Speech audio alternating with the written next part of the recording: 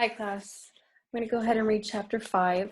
Before you get into this chapter, if we were actually in class face-to-face, what I would say is let's approach this chapter with some more maturity than we might normally have for you guys as 13, 14-year-olds.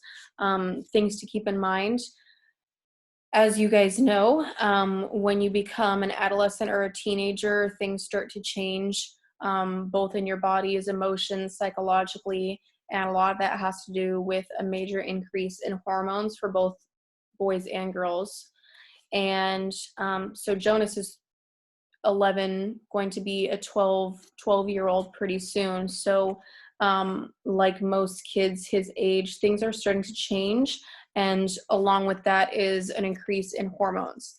So keep that in mind as we read this chapter. I am going to talk about a few things throughout. And for this one, make sure that you do ask me questions if you have them. This is going to be talked about throughout the book, okay?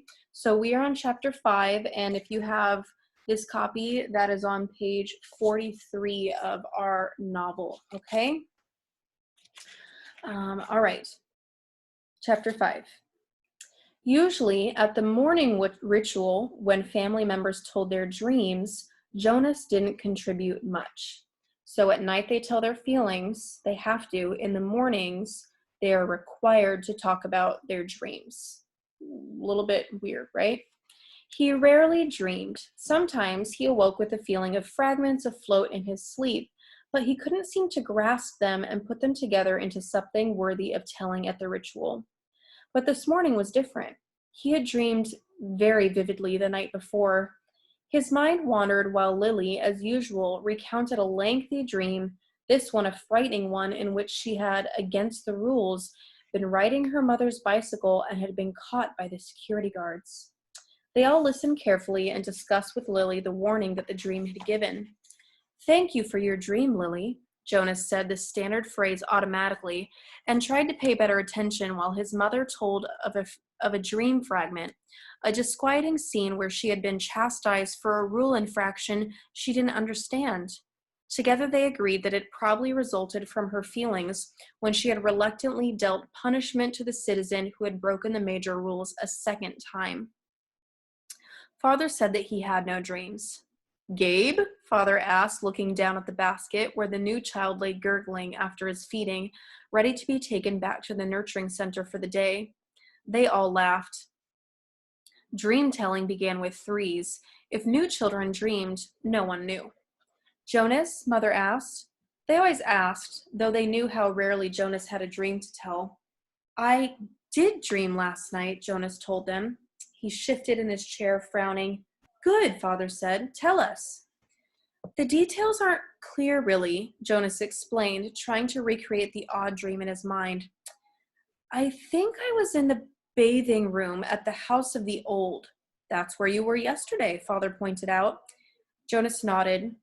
"But it wasn't really the same. There was a tub in the dream, but only one, and the real bathing room has rows and rows of them.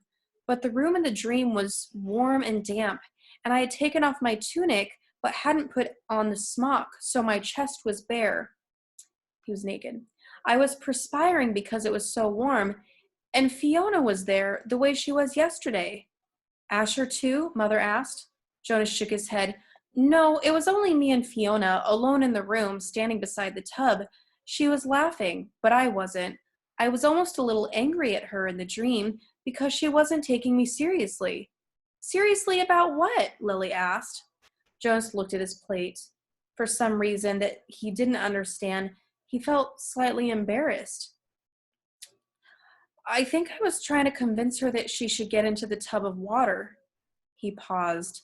He knew he had to tell it all, that it was not only all right, but necessary to tell all of a dream. So he forced himself to relate the part that made him uneasy. "I wanted her to take off her clothes and get into the tub," he explained quickly. "I wanted to bathe her. I had the sponge in my hand, but she wouldn't. She kept laughing and saying no." He looked up at his parents. "That's all," he said. "Can you describe the strongest feeling in your dream, son?" Father asked. Jonas thought about it. The details were murky and vague, but the feelings were clear and flooded him again now as he thought. The wanting, he said. I knew that she wouldn't, and I think I knew that she shouldn't, but I wanted it so terribly. I could feel the wanting all through me. Thank you for your dream, Jonas, Mother said after a moment. She glanced at Father. Lily, Father said, it's time to leave for school. Would you walk beside me this morning and keep an eye on the new child's basket? We want to be certain he doesn't wiggle himself loose. Jonas began to rise to collect his school books.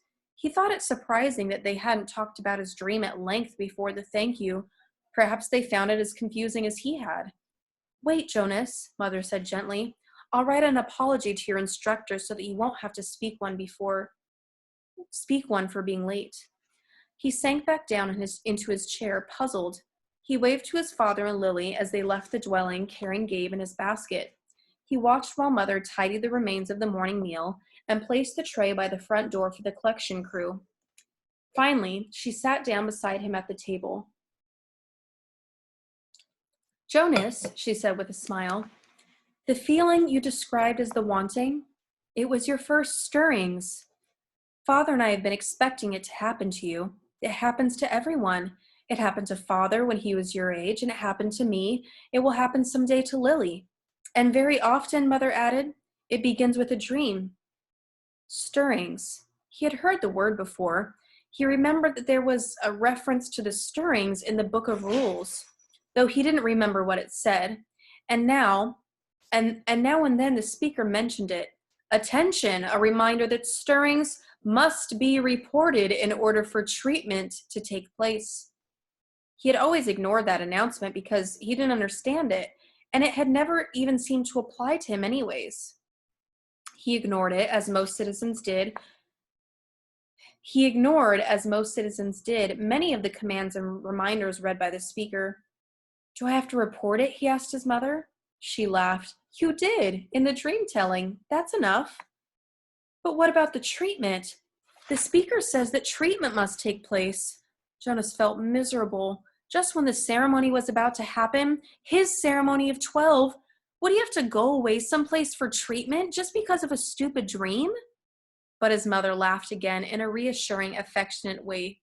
Oh, no, she said. It's just the pills. You're ready for the pills, that's all. That's the treatment for stirrings. Jonas brightened. He knew all about the pills. His parents both took them each morning, and some of his friends did, he knew. Once he had been heading off to school with Asher, both of them on their bikes, when Asher's father had called from their dwelling doorway. You forgot your pill, Asher. Asher had groaned good-naturedly, turned his bike, and ridden back while Jonas waited. It was the sort of thing one didn't ask a friend about because it might have fallen into that uncomfortable category of being different. Asher took a pill each morning. Jonas did not. Always better, less rude, to talk about things that were the same. Now he swallowed the small pill that his mother handed him. That's all? He asked. That's all, she replied, returning the bottle to the cupboard. But you mustn't forget. I'll remind you for the first few weeks, but then you must do it on your own. If you forget, stirrings will come back. The dreams of stirrings will come back. Sometimes the dosage must be adjusted. Asher takes them, Jonas confided. His mother nodded, unsurprised. Many of your group mates probably do, the males at least, and they all will soon, females too. How long will I have to take them? Until you enter the house of the old, she explained. All of your adult life. But it becomes routine. After a while, you won't even pay much attention to it. She looked at her watch. If you leave right now, you won't even be late for school. Hurry along. And thank you again, Jonas, she added as he went to the door, for your dream. Pedaling rapidly down the path, Jonas felt oddly proud to have joined those who took the pills. For a moment, though, he remembered the dream again. The dream had felt pleasurable. Though the feelings were confused, he thought that he had liked the feelings that his mother had called stirrings. He remembered that upon waking, he had wanted to feel the stirrings again. Then, in the same way that his own dwelling slipped away behind him as he rounded a corner on his bicycle, the dream slipped away from his thoughts. Very briefly, a little guiltily, he tried to grasp it back, but the feelings had disappeared, the stirrings were gone. Really short chapter, but very important. So once again, Jonas, like any adolescent, is experiencing what we would call hormones, and along with that comes, sexual feelings. And so that often starts in their world and in our world with dreams. So they're required to report stirrings, and they have dream telling every morning. So that could be a possible way that the community makes sure that they know about any stirrings that are occurring, because stirrings really are not really allowed. So they all take pills to make the stirrings go away, and they take them as soon as they start getting them. So as adolescents, as young teens, when your hormones start to act up, and throughout your entire life until you are old enough to be in the house of the old, which is like the elderly. Trying to think of anything else we need to talk about. This will come up later, but if Jonas continues to take his pills, then he won't have stirrings anymore, and those sexual feelings and those dreams and things like that won't happen anymore. And for whatever reason, the community leaders, the elders, do not want anyone to have stirrings. So you can be thinking about why that might be. We know that stirrings or hormones, or those sexual feelings, make things happen in our world. People get pregnant, have babies, things like that. And we know that in the community, we know that spouses, husband and wife, are not allowed to have their own children. We know that there are rules against seeing anybody naked, even your own spouse, it sounds like. So be thinking about why the community would want to make sure that nobody has these feelings of stirrings, because in our world, it's a natural part of being a human being, right? Especially as you become a teenager, that all acts up, okay? So let me know if you have any questions about that. Kind of a weird chapter, a little bit uncomfortable. You're probably glad that you didn't have to have this in class with 35 of your classmates. But let me know if you have any questions about it. For this one, if it's uncomfortable and you don't want to post a public comment, you can email me or write a private comment, and I can answer it that way. Otherwise, yeah. Have a good night, guys. Bye.